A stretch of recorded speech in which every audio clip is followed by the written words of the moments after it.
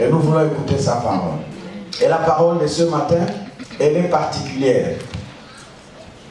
Cette parole clôt la saison et la série sur la sexualité.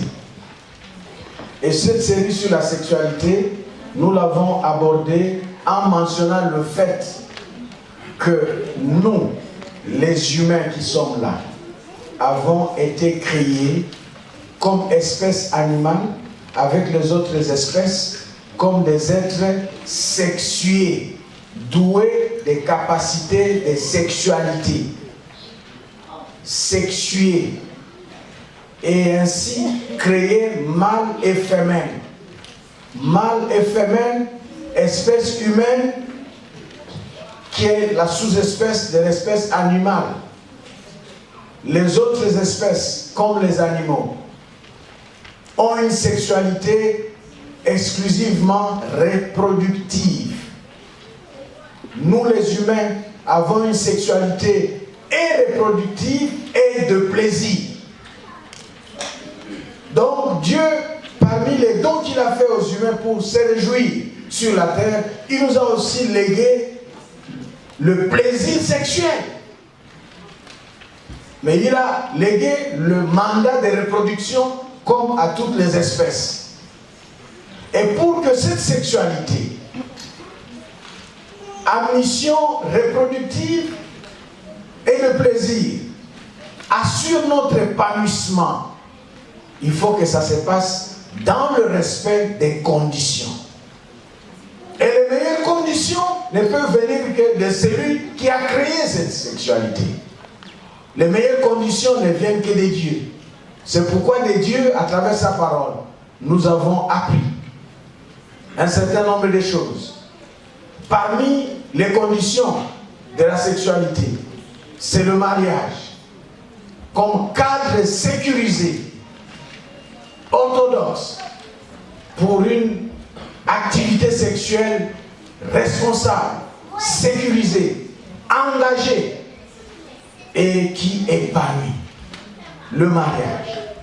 Nous avons appris dans la parole donc que partant de ces axiomes divins, toute sexualité comme action, rapport et relation sexuelle avant le mariage est péché. En dehors du mariage est péché.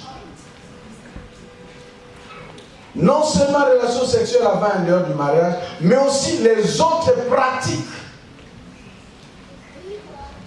sexuelles, non naturelles, dépravatrices, de perversion, avec plusieurs noms. La Bible ne se gêne pas de se prononcer là-dessus. Et nous donc, enfants de Dieu, sommes appelés à être la lumière du monde et à glorifier Dieu à travers notre sexualité. Pour une église comme ceci, à presque 80% peuplé de jeunes, le sujet de la sexualité est intéressant et interpelle. Et ce matin, nous voulons ouvrir une parenthèse en rapport avec les questions que les jeunes, filles et garçons, peuvent se poser autour de la sexualité. Nous avons accueilli deux jeunes gens que nous avons retenus comme ça et qui ont rassemblé les questions et qui ont récupéré les questions des jeunes filles et des jeunes garçons en matière de sexualité. Ils vont nous les poser et nous allons tenter d'y répondre. Et je voudrais que nous commencions par, comme disent les anglophones, ladies first, after men. Donc ça doit être after men ou before men? After men.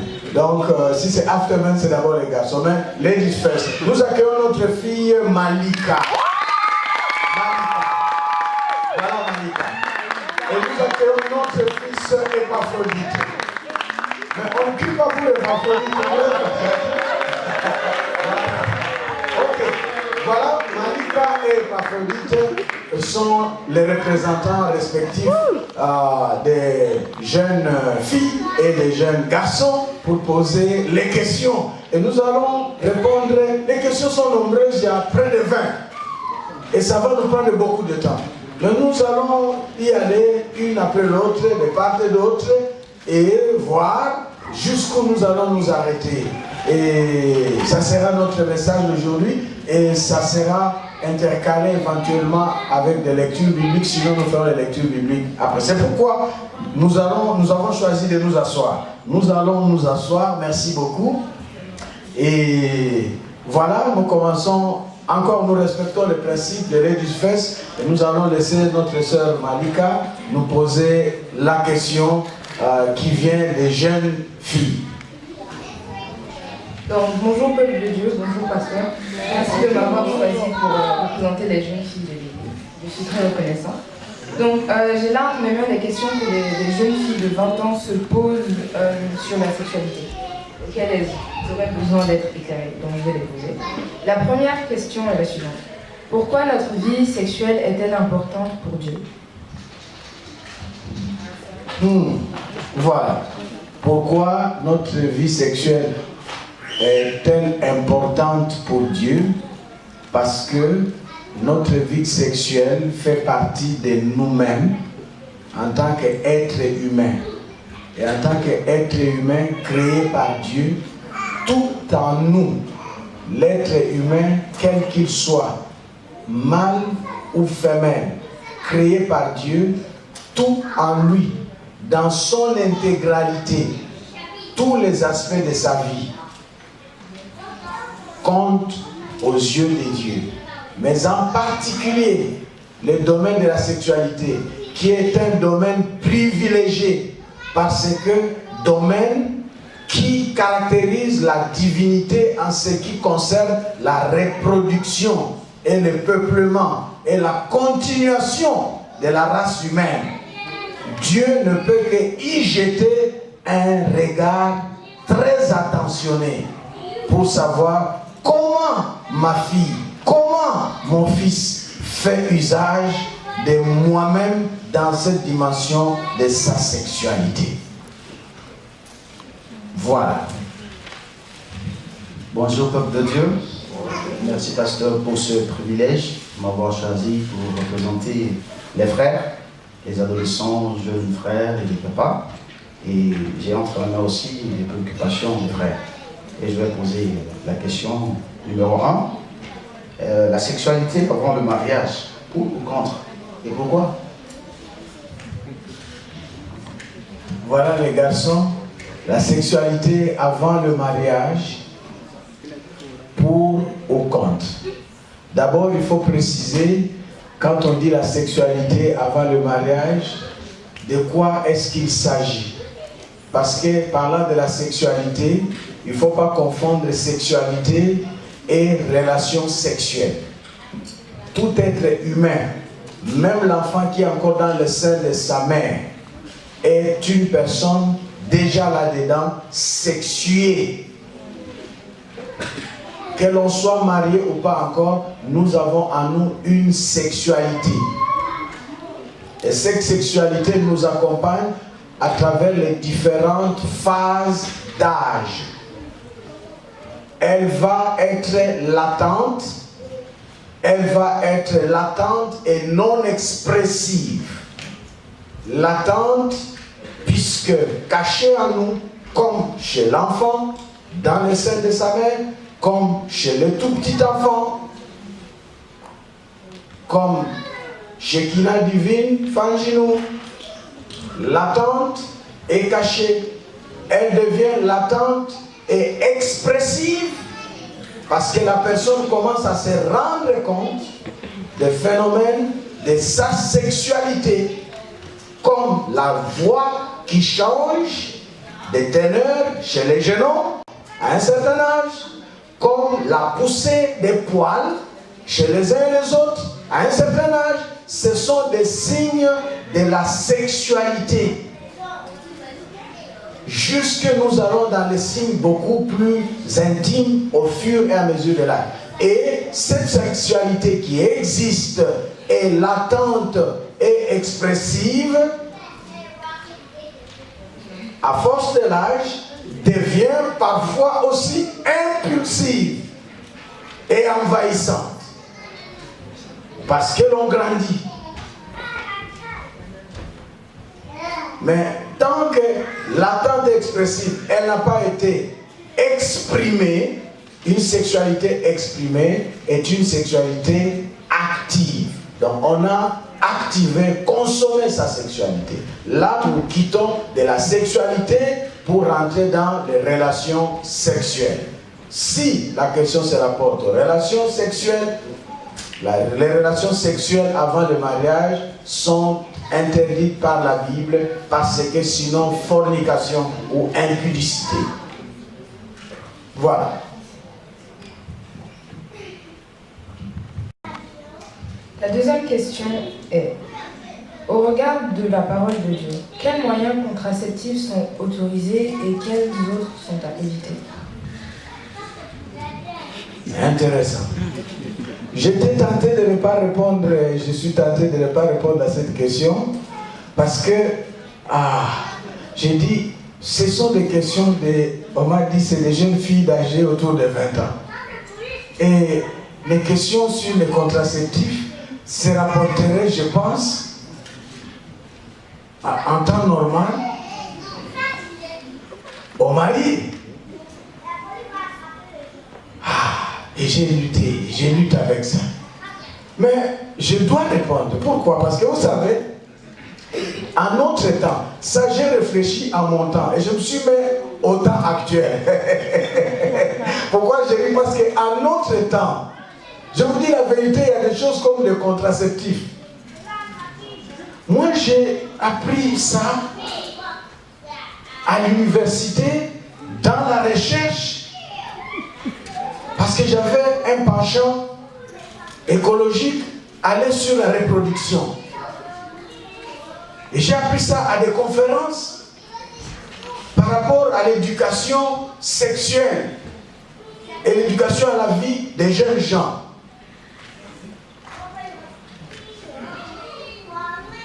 Aujourd'hui, enfin, apprendre, être informé de ça.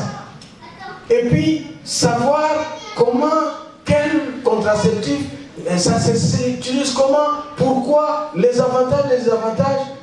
Je vous dis, déjà âgé de 30 ans plus, dans le mariage encore. Mais aujourd'hui, je ne vais pas citer les gens. Aujourd'hui, les enfants, nos enfants, connaissent ces choses-là. Nos enfants sont précoces. Nos enfants connaissent les condoms, les préservatifs. Ils connaissent ces choses-là. Nos enfants voient les gens s'embrasser à la télévision. Ils voient ça partout. Surtout ici en Chine. Donc, on ne peut pas taire. On ne peut pas faire une politique de polichinelle comme ça, d'Autriche. Nous regardons la réalité en face. C'est pourquoi je réponds à cette question. Les contraceptifs. Le but principal des contraceptifs, il y a deux objectifs. Le premier objectif des contraceptifs, c'est le terme technique, c'est régulation. Réguler les naissances. Et les contraceptifs sont devenus d'usage courant avec ces courants et théories pris de l'anglais de planning familial. Planning familial, si vous voulez.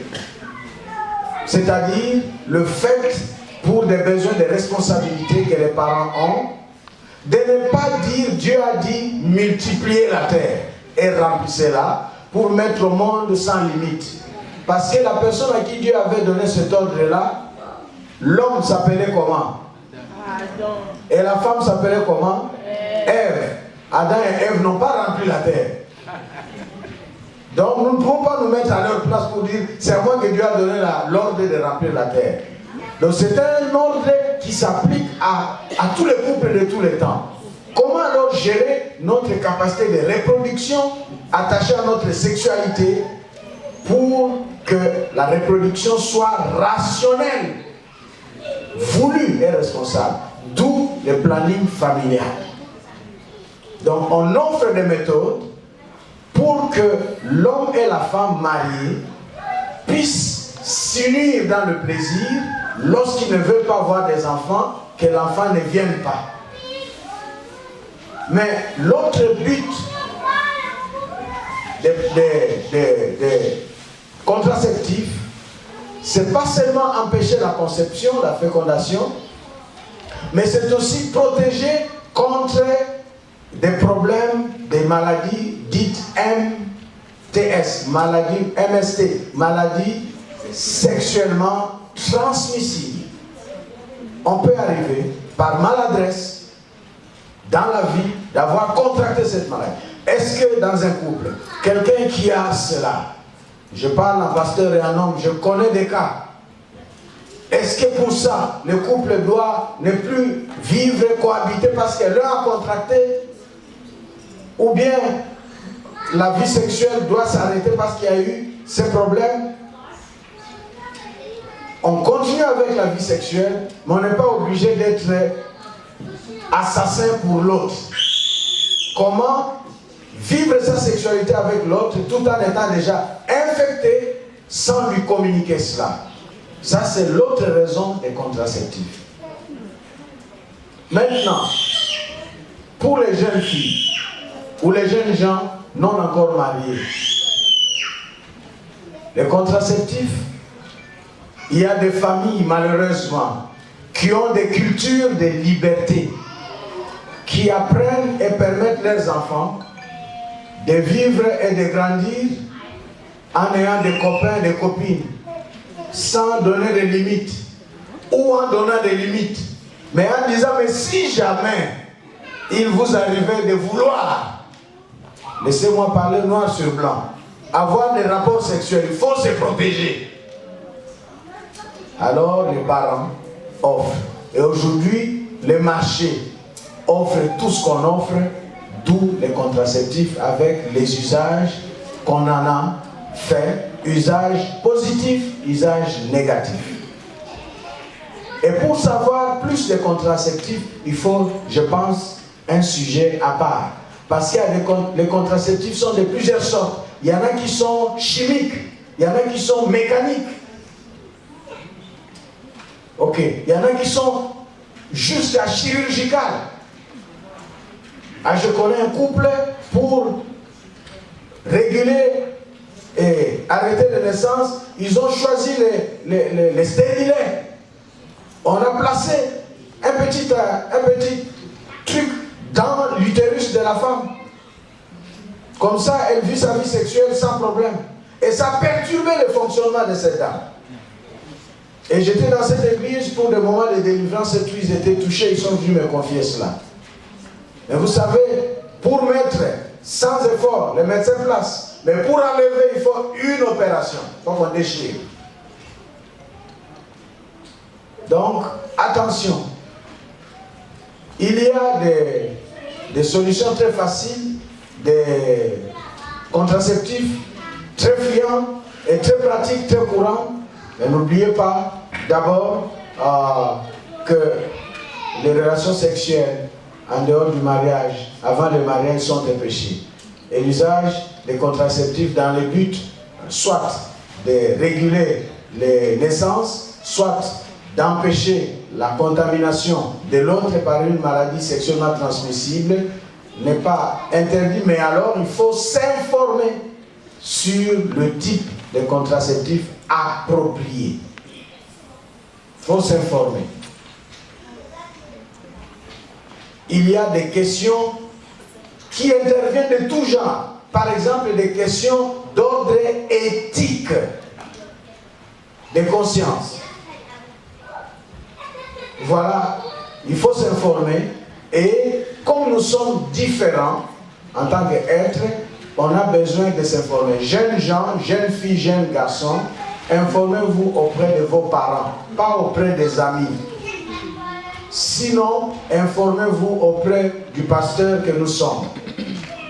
Sinon encore, nous pouvons organiser une conférence une réunion au cours de laquelle nous parlons de cela. Ça ne concerne pas seulement les jeunes gens, ça concerne aussi les couples. Voilà. Concernant les contraceptifs, laissez-moi vous amuser.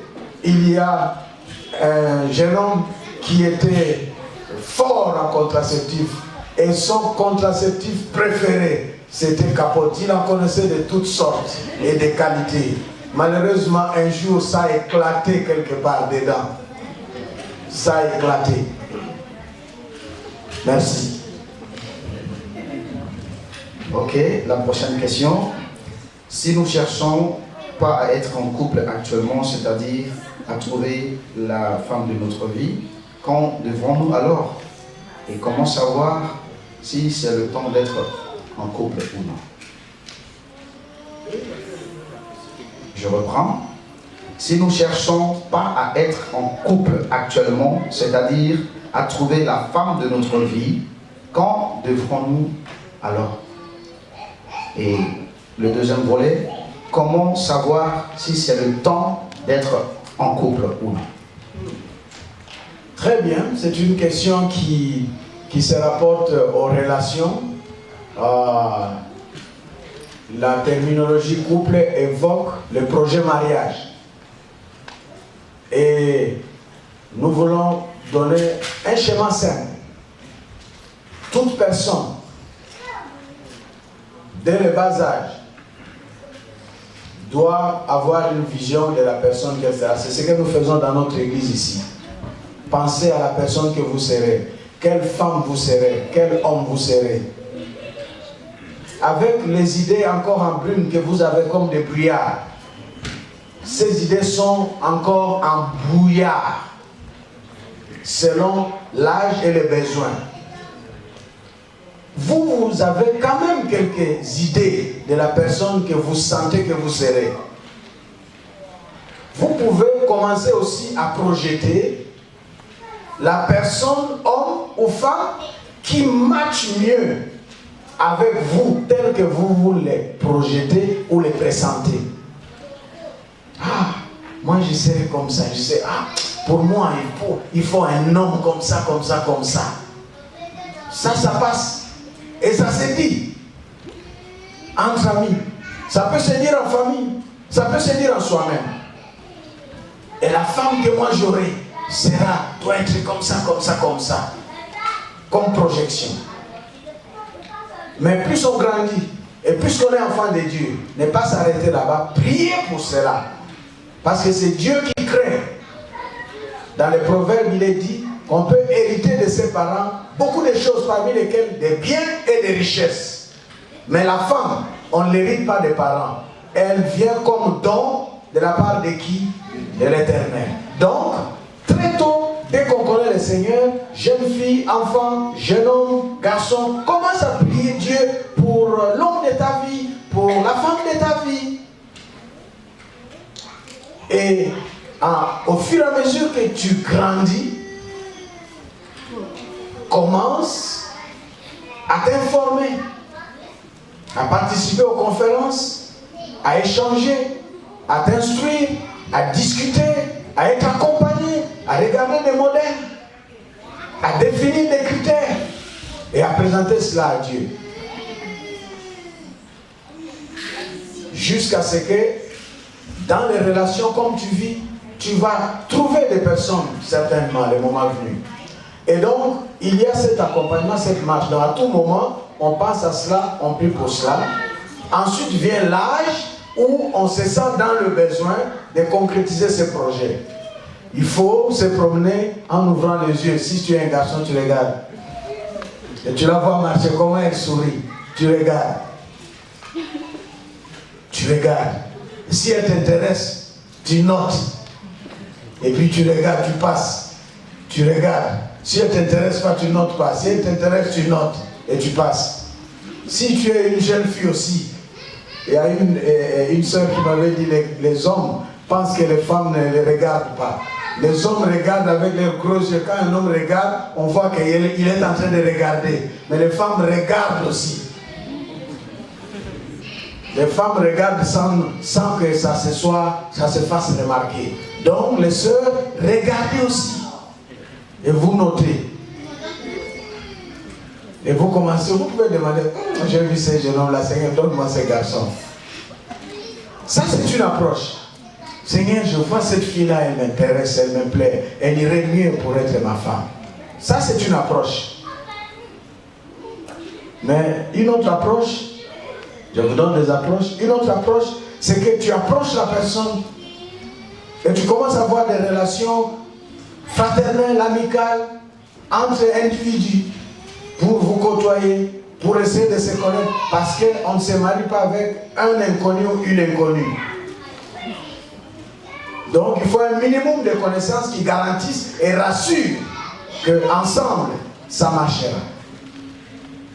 Et c'est cette phase de minimum de connaissances qui appelle les gens, selon les cultures, selon les éducations diverses des familles, de choisir diverses options. Certains choisissent ce qu'on appelle to date. Date. We are in date. We are dating. Et les francophones diraient c'est copain. Copain. Le problème n'est pas sur le nom date ou copain. Le problème c'est que signifie la relation. Elle a quel objectif? Et elle va jusqu'où? Un jeune homme et une jeune fille engagés en dating ou en copinage. Qu'est-ce que vous ferez et qu'est-ce que vous ne ferez pas? Jusqu'où vous irez et jusqu'où vous n'irez pas. Qui le saura? Personne. C'est seulement vous deux. C'est pourquoi l'Église encadre et accompagne. Et lorsque on encadre, il y a une certaine discrétion, il y a une certaine maturation, il y a un certain nombre de caractères, de conditions qui font que lorsqu'on est rassuré, on peut se prononcer auprès de la personne pour une relation durable. Et quand la personne s'est prononcée, les schémas simples, engagés tous les deux, on accepte tous les deux. Il faut déjà, avant de s'engager tous les deux, que les parents respectifs le sachent, qu'ils le sachent et qu'ils donnent leur aval et que vous soyez encadrés par vos parents respectifs. Ici, vous tous, les jeunes gens, la plupart, on n'a pas les parents biologiques respectifs.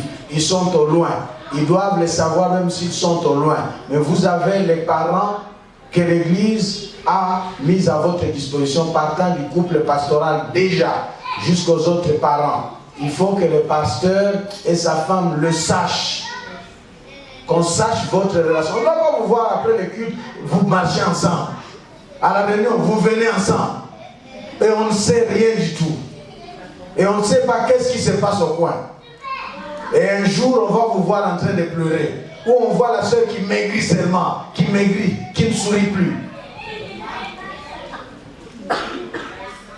Faites-vous encadrer. Voilà. La question 3 est la suivante. Pourquoi certaines pratiques sexuelles sont-elles en abomination à l'Éternel notre Dieu?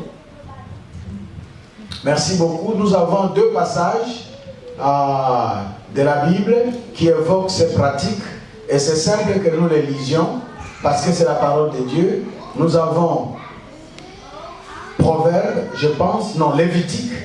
Lévitique qui est là-bas, dans le bulletin, Lévitique 20, ok?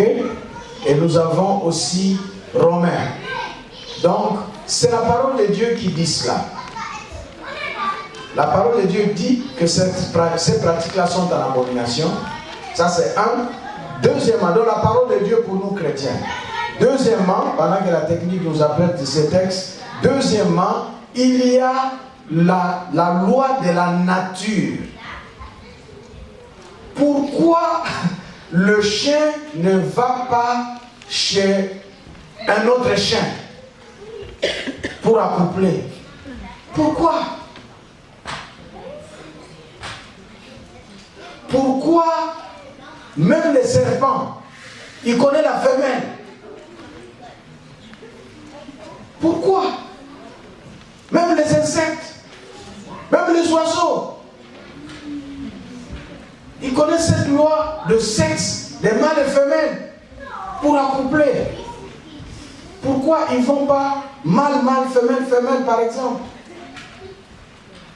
Et pourquoi ces animaux-là ne font pas ça, par exemple, à la tête ou à la bouche? Ils ont les organes génitaux. Ils ont les organes pour accoupler. Et c'est là qu'ils le font. Pourquoi? Bon sens. Chez eux, accompagné par l'instinct. Chez nous les humains, bon sens accompagné par la raison. Éclairé en plus par le Saint-Esprit pour toute personne. C'est pourquoi on parle des usages naturels ou contre nature. Et la Bible est claire. Avec ces éléments, ensemble, lisons les passages des Lévitique. Ensemble, allons-y, si vous pouvez voir. C'est Lévitique 20, verset 6, nous irons jusqu'à la fin. Si quelqu'un s'adresse aux morts et aux esprits pour se prostituer après eux, je tournerai ma face contre cet homme. Je le retrancherai du milieu de son peuple. Vous vous sanctifierez et vous serez saints, car je suis l'Éternel votre Dieu. Voilà pourquoi, parce qu'il est saint, on se sanctifie. Vous observerez mes lois et vous les mettez en pratique. Je suis l'Éternel qui vous sanctifie. Si un homme quelconque maudit son père ou sa mère, il sera puni de mort. Il a maudit son père ou sa mère, son sang retombera sur lui. Si un homme commet un adultère avec une femme mariée, s'il commet un adultère avec la femme de son prochain, l'homme et la femme adultères seront punis de mort. Si un homme couche avec la femme de son père et découvre ainsi la nudité de son père, cet homme et cette femme seront punis de mort. Leur sang retombera sur eux. Si un homme couche avec sa belle-fille, ils seront tous deux punis de mort. Ils ont fait une confusion. Leur sang retombera sur eux. Si un homme couche avec un homme, comme on couche avec une femme, ils ont fait tous deux une chose abominable. Ils seront punis de mort. Leur sang retombera sur eux. Si un homme prend pour femme la fille et la mère, c'est un crime. On les brûlera au feu, lui et elle, afin que ce crime n'existe pas au milieu de vous. Si un homme couche avec une bête, il sera puni de mort et vous tuerez la bête. Arrêtons-nous là-bas, vous voyez. La Bible est claire. Et ces choses-là, quand même on les écoute être annoncées, nous-mêmes le bon sens, afin de dire non, nous savons que c'est hors norme. N'est-ce pas? Voilà. Lisons, sautons et venons à Romains. Là, c'est vieux, l'Ancien Testament. Lévitique, très vieux, déjà très clair. Très clair. Ça fait plus de 5000 ans depuis que ce texte-là est dit. Coucher avec une bête et tout ça. Nous revenons très récemment, près de 2000 ans. Romains, chapitre 1er. Allons-y. La colère de Dieu se révèle du ciel contre toute impiété et toute injustice des hommes qui retiennent injustement la vérité captive. Voilà. Car ce qu'on peut connaître de Dieu est manifesté pour eux. Dieu les leur ayant fait connaître dans la conscience, dans le bon sens, ce qui est naturel et normal, et connu de tous, enfants de Dieu ou pas. Mais Dieu rappelle. Continuons la lecture donc pour découvrir les choses. En effet, les perfections invisibles de Dieu, sa puissance éternelle et sa divinité se voient comme à l'œil. Depuis la création du monde, quand on les considère dans ses ouvrages, ils sont donc inexcusables, les gens qui choisissent de faire ces choses-là. Puisqu'ayant connu Dieu, ils ne l'ont point glorifié comme Dieu et ne lui ont point rendu grâce, mais ils se sont égarés dans leurs pensées et leur cœur sans intelligence a été plongé dans les ténèbres. se vantant d'être sages, ils sont devenus fous. Et nous allons voir, quand on rentre dans les ténèbres, on devient fou. Qu'est-ce qu'on peut faire? La suite. Ils ont changé la gloire du Dieu incorruptible en image, représentant l'homme corruptible, des oiseaux, des quadrupèdes et des reptiles. Ça, c'est l'idolâtrie. Et c'est pourquoi Dieu les a livrés à l'impureté, selon les convoitises de leur cœur, en sorte qu'ils déshonorent eux-mêmes leur propre corps. Voilà, mauvais usage de ma sexualité déshonore d'abord mon propre corps, ma personne. Ensuite, qu'est-ce qu'ils font? Eux qui ont changé la vérité de Dieu en mensonge et qui ont adoré et servi la créature au lieu du Créateur qui est béni éternellement. Amen. Si ton Créateur est béni éternellement, si tu veux bénir ton Créateur éternellement par ta sexualité, dis Amen. Amen. Alors voilà ce qu'il ne faut pas faire. Nous continuons. C'est pourquoi Dieu les a livrés à des passions infâmes. Il faut distinguer sexualité et passion.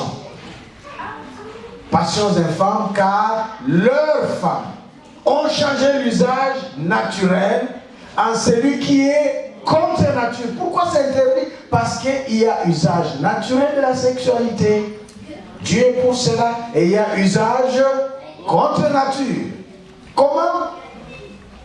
Et de même que les hommes, abandonnant l'usage naturel de la femme, se sont enflammés dans leur désir les uns pour les autres, commettant homme avec homme des choses infâmes et recevant en eux-mêmes les salaires que méritait leur égarement. Comment on appelle ça? Hein? Pourquoi vous vous gênez à dire quand la Bible ne se gêne pas? Ça s'appelle comment? Homme. Merci beaucoup. Nous continuons.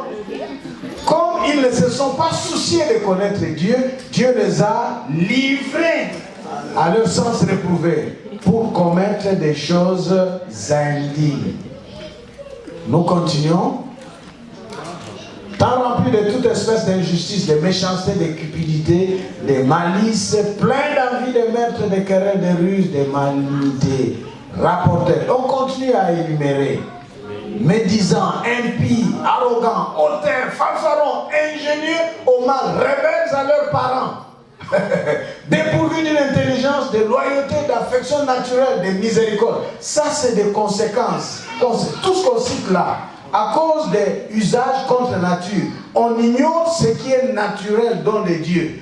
Dieu fait quoi? Il livre. Ok? Dieu te livre.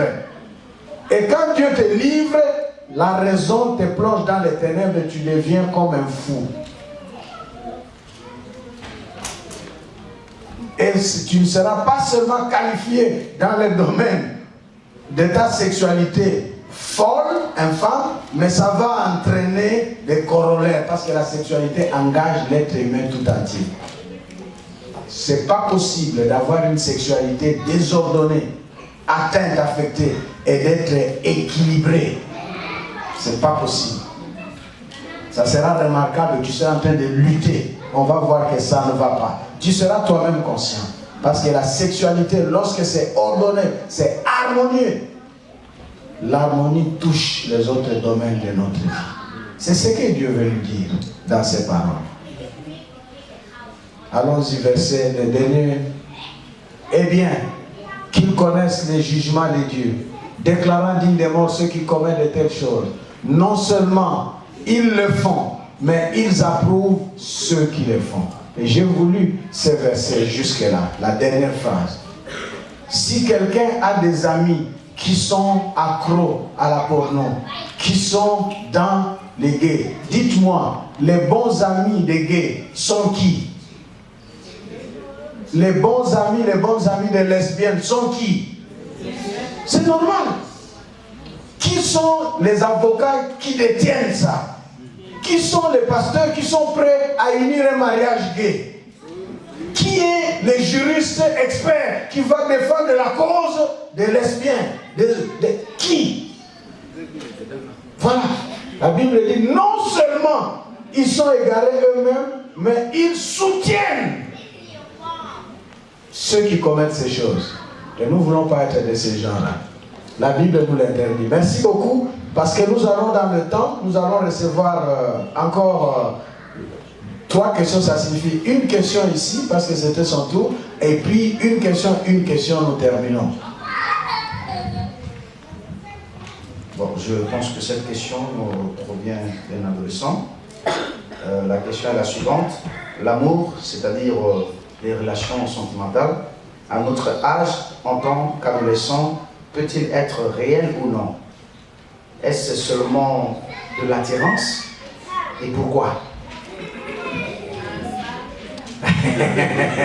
Vous voyez, un adolescent courageux, très bien. Est-ce que un adolescent peut éprouver des sentiments? Où est son papa, sa maman? Elle a encore quel âge? 6 ans. Elle peut éprouver des sentiments pour un garçon de son âge. Écoutez, vous savez, Priscille peut dire, écoutez-moi très bien, il peut même dire, parce qu'elle est habituée à grandir avec son frère, elle peut même dire à son frère, elle peut dire à ses parents, moi j'aime. Et elle peut dire à Johan, son grand frère, Johan, tu sais, je t'aime. C'est toi, tu seras mon mari. Est-ce que vous m'entendez? Ah oui. Ça se passe. Les parents savent ça. C'est un peu de psychologie, c'est simple. Est-ce que cette déclaration-là, ces sentiments que l'enfant a, et c'est la même chose que les sentiments que Jonathan Debe a pour Laetitia? Vous voyez? Est-ce que, parce que Jonathan Debe est marié à Laetitia, et peut-être il comprend pas ce qu'il veut dire. Peut-être il veut traduire l'estime qu'il a pour la fille. Il y a un détail de sa personne qui lui plaît, et c'est un estime. Et c'est ça qui fait que les jeunes gens, les ados, sont là en train de s'estimer à cause de l'estime. Lorsque c'est mal géré, mal entretenu et mal compris, devient attirance. Et en tant qu'attirance, les jeunes gens, ados, sexe opposé, commencent intentionnellement, parce que l'estime est naturelle. Mais là, ils vont commencer intentionnellement à s'isoler. Et lorsqu'on s'isole pour rester seul, on veut animer ces sentiments-là. Et on va toucher au feu. C'est une anticipation. C'est un comportement précoce. Et ça peut créer des sérieux ennuis. Nous voulons simplement dire qu'il y a des sentiments qui peuvent être exprimés, qui peuvent être ressentis en rapport avec l'âge et qui méritent d'être exprimés dans le contexte de l'âge, partagés dans une amitié familiale. J'aime dans cette église des jeunes gens qui, garçons et filles, ont mis en place un groupe qu'ils appellent gang-gang. Et ils se côtoient, ils s'échangent, ils se parlent de tout. Les gang-gang, où est-ce que vous êtes, les gars? Voilà les gang-gang. Mais il faut que ça soit un groupe sain et soft. Les échanges entre vous, sexe opposé, que ça soit sain et soft. Il y a des gens ici qui voient ce groupe-là comme suspect. Mais vous êtes dans le groupe de milices. Dangereux. Vous êtes là, on vous voit avec personne, mais vous êtes dans un groupe avec des gens. C'est une milice. Un jour, ça va, vous allez exploser. Vous voyez. Donc, c'est important, dans l'église, dans la fraternité, dans la vie, qu'on soit en relation les uns les autres. Relation les uns les autres, même sexe et sexe opposé. C'est important. Mais savoir, cette relation va jusqu'où. Et ne pas oublier, chez moi, il y a un adage africain. africain de chez moi est africain, qui doit être perçu et bien compris ici, par nous tous. On ne place pas la chèvre, les cabris, avec des herbes qu'on appelle feuilles de manioc. On ne les place pas ensemble. Parce que ce qui va se passer, c'est quoi? La chèvre va manger et goûter. C'est pourquoi l'éducation sexuelle traditionnelle ne permettait pas une fréquentation entre sexes opposés. Nous disons une relation saine, sécurisée, transparente entre sexes opposés, elle n'est pas un péché. Mais encore que ça dépend de l'éducation des uns des autres. Encore que ça dépend de la sincérité de vous qui êtes engagés. Mais écoutez, jeunes gens, une relation sexe opposée, rapprochée, vous êtes fréquents sexe opposé, et seulement vous deux sexes opposés, au nom d'une relation saine et sobre, suspect. Nous sommes vulnérables. Les cantiques est clair pour dire ne réveillez pas l'amour qui dort. La sexualité, l'attente est comme l'amour qui dort, il ne faut pas la réveiller. Même ce que je dis ne concerne pas seulement les jeunes gens, même nous les mariés, moi marié, pasteur, rempli du Saint-Esprit marié, je me trouve chaque fois. Vous avez des femmes et des hommes aujourd'hui qui ont mis en place des doctrines pernicieuses, qui ont fini par épouser la secrétaire. Se trouvant en train d'exercer le ministère avec quelqu'un qui transporte les sacs et la maille, comme si lui-même ne peut pas transporter lui-même. Oui. Quelqu'un qui lui amène le dossier pour signer, secrétaire, chaque fois, régulièrement au bureau, secrétaire. Pourquoi ne pas prendre le secrétaire homme-homme? Moi, pasteur, si je me mets à avoir la fréquentation d'une sœur, même une maman mariée ici, régulièrement, nous nous retrouvons en train de faire le ministère ensemble. On va gêner dans la salle de prière, faire les presses, nous deux.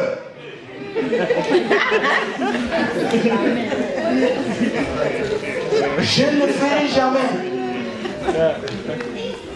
Je ne le ferai jamais. Parce que je suis humain. S'il y a quelque chose que le Saint-Esprit ne peut pas boulonner, c'est ma nature sexuelle. Le Saint-Esprit ne va pas mettre des boulons à ça.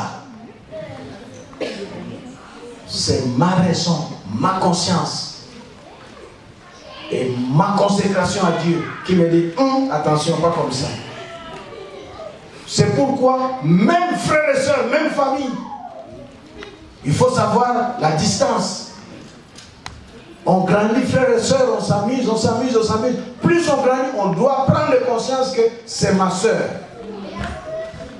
c'est mon frère, on est sexe opposé. Sinon, confusion.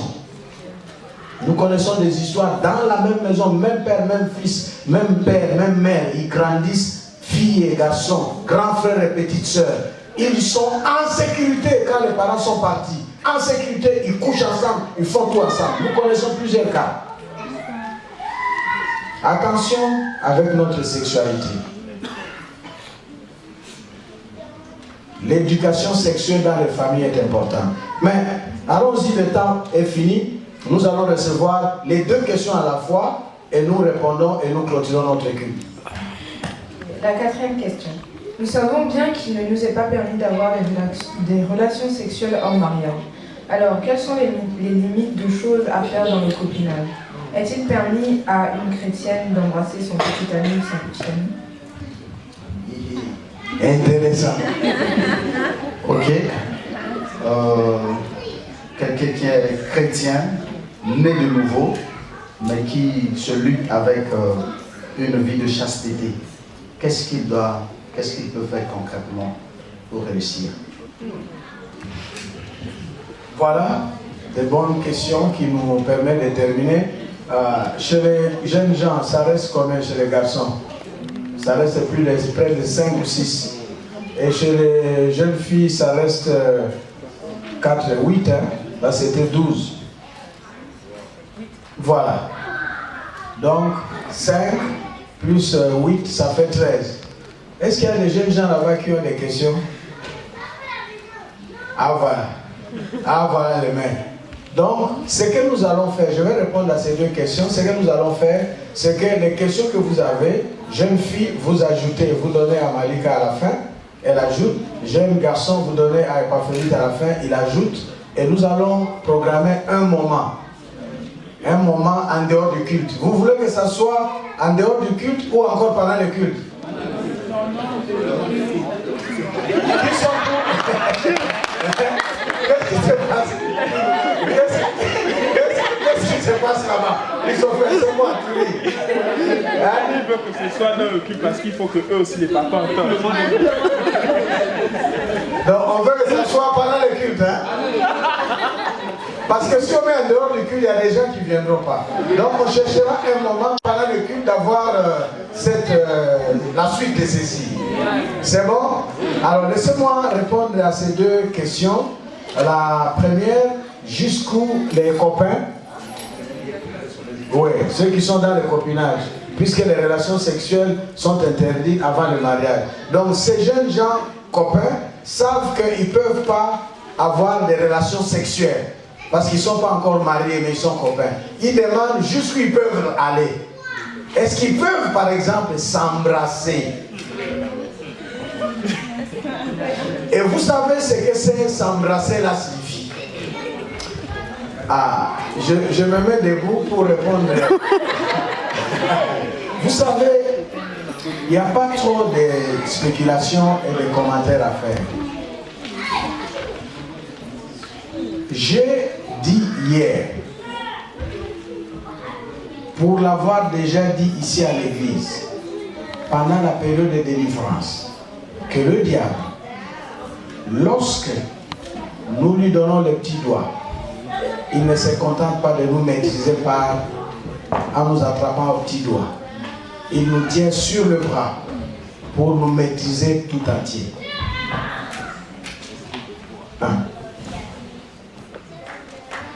Le proverbe dans la Bible dit: quelqu'un peut-il prendre du feu qu'il met dans sa poche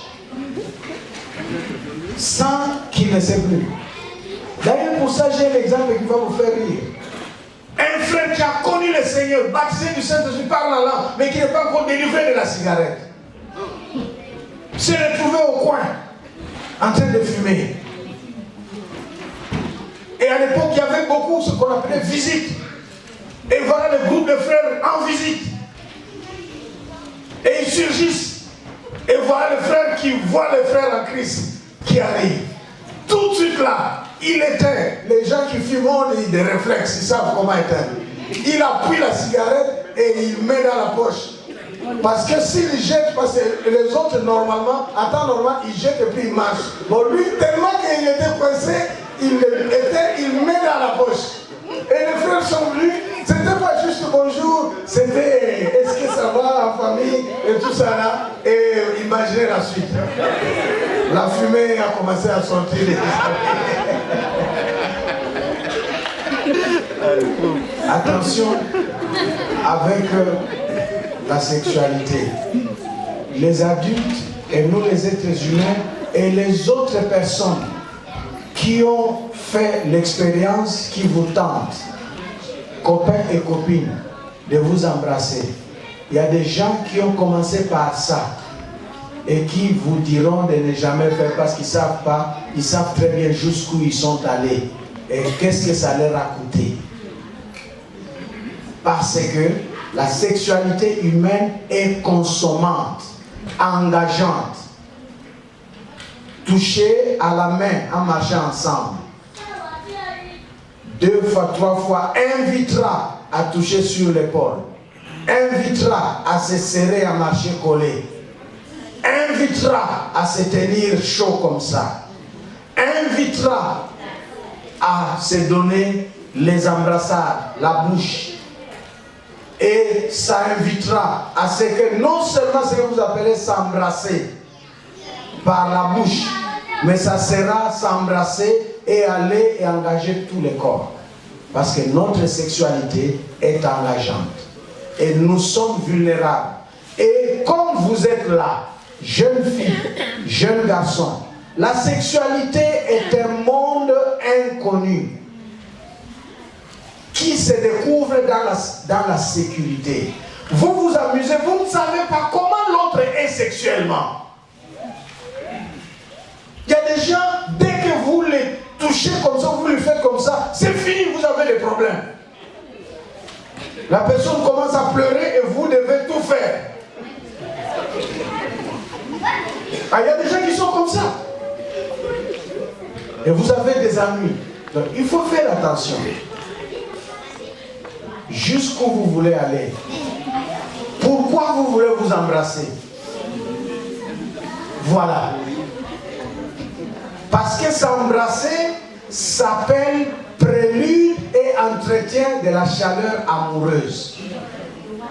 Les mariés font ça pour entretenir leurs sentiments mutuels, leur affection amoureuse et aussi pour s'accompagner dans l'acte sexuel.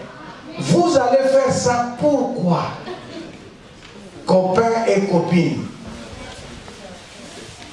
Merci. Dernier conseil.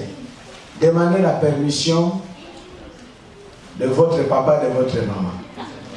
J'ai un copain ou une copine et je voulais vous dire que nous allons nous embrasser.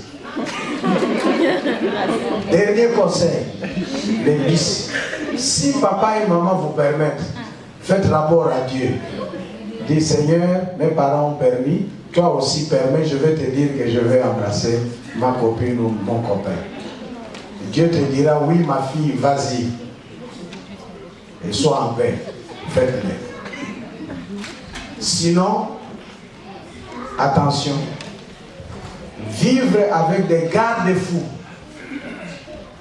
Des garde-fous dans le domaine de la sexualité va vous aider à être équilibré et en bonne santé. Comment alors vivre la chasteté dans ces conditions? Ici, je précise que s'embrasser, copain, c'est pas mauvais, c'est pas un péché. Mais qu'est-ce que signifie embrasser?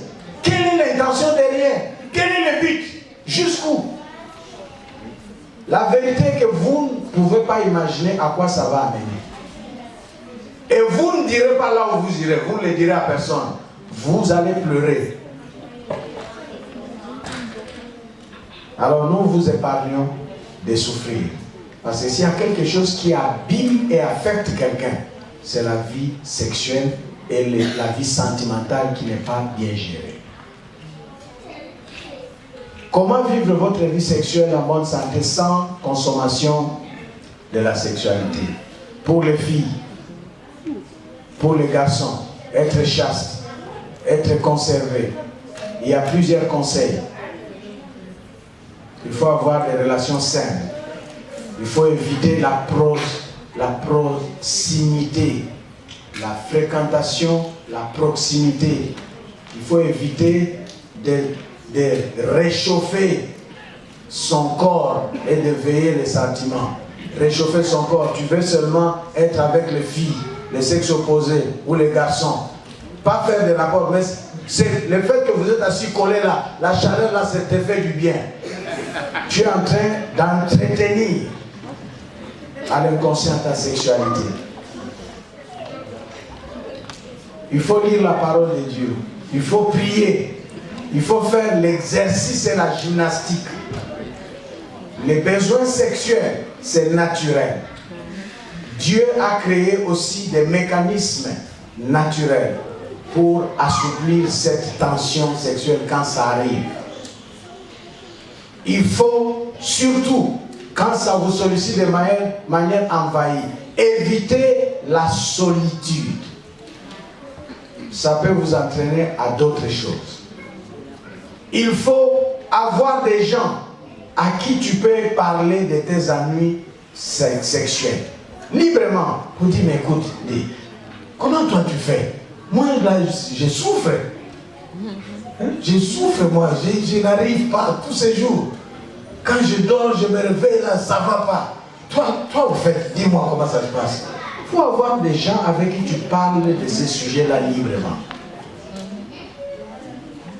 Qui peuvent, des gens sérieux. Et ces personnes-là, commencez par vos parents, papa et maman. Ayez le courage d'en parler. Et papa et maman, il ne faut pas commencer à exorciser l'enfant. Quand l'enfant vient te dire, dis toi au nom de Jésus, j'arrête cet esprit dans mon enfant, dans ma fille, dans mon fils. Non. Bon, on a beaucoup à dire, à suivre. Hein? À suivre. Merci beaucoup. Merci à Malika. Merci à Epaphrodites. Merci beaucoup. Vous pouvez regagner vos places. Et nous voulons clôturer. Le temps est parti. Levez-vous. Nous allons juste prier. Nous avons plusieurs passages bibliques que vous avez dans vos bulletins, que vous pouvez lire chez vous. Et nous allons continuer lorsque nous aurons fixé la date. Peut-être ce n'est pas très loin en octobre pour compléter ces sujets. En ce temps,